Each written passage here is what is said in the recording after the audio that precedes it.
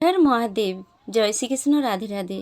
কেউ একজন মানুষ আমাকে বলেছিল, মেয়েদের কাছে স্বামী হচ্ছে সবচেয়ে বড় অমূল্য রতন, হীরার চেয়েও দামি।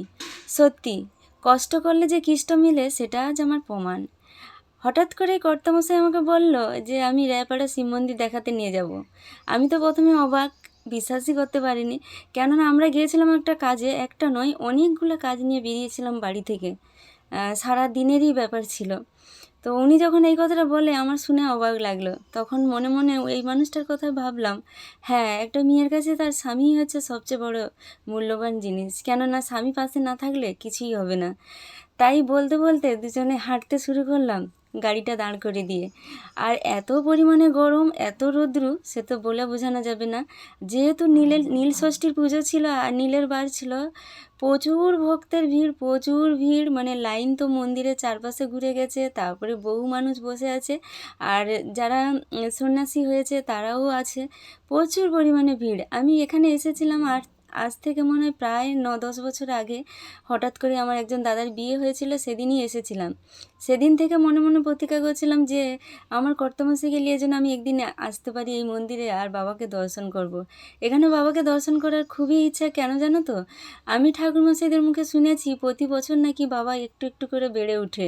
এটাই হচ্ছে আমার কাছে সবচেয়ে ভালো লাগার কথা, আর ভালো মন ছুঁয়ে গিয়েছিল। মানে আমার ভালো দিক, মানে সব কিছুটা যেন ভালো মনে হচ্ছিল। আর মনের ভিতরে এতটাই মানে আগ্রহ বেড়ে গেছিলো যে আমাকে তো একদিন দেখতেই হবে। কেননা সেদিন সবাই তাড়াহুড়ো ছিল, যেহেতু জানো তো বিয়ে বাড়ি, সবাই ব্যস্তর মধ্যে বিয়ে টিয়ে শেষ করে বাড়ি ফিরতে হবে, ওই জন্য ঠিকঠাক মতন বাবাকে দর্শন করতে পারিনি। তো এবারেও ভেবেছিলাম হয়তো দর্শন করতে পারবো, কিন্তু এত ভিড়, এত ভিড়, আমি তো দেখে অবাক। আর প্রচুর পরিমাণে খুশি হয়েছি, প্রচুর। মানে এ খুশিটা আমি কল্পনাও করতে পারবো না। লোকে বলে না খুশিটা বেশি শেয়ার, মানে সবার সঙ্গে প্রকাশ করা উচিত নয়, নজর লেগে যায়। সত্যি এটা নজর লেগে যায়।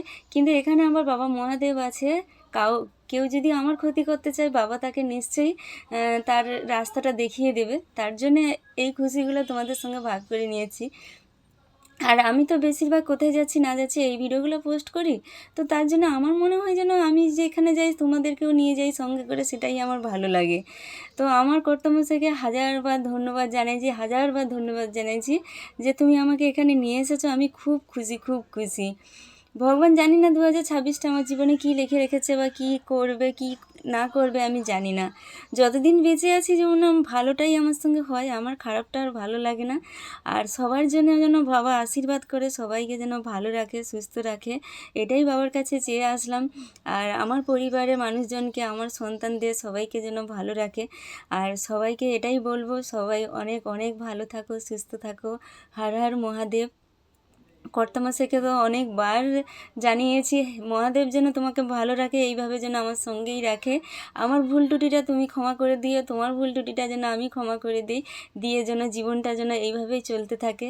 আমি বেশি সুখ কখনোই চাইনি, বাবার কাছে বলো যেখানেই যাই না কেন, সুখ আমি বেশি চাই না। যতটুকু চাই বাবা ততটুকুই আমাকে দেয়।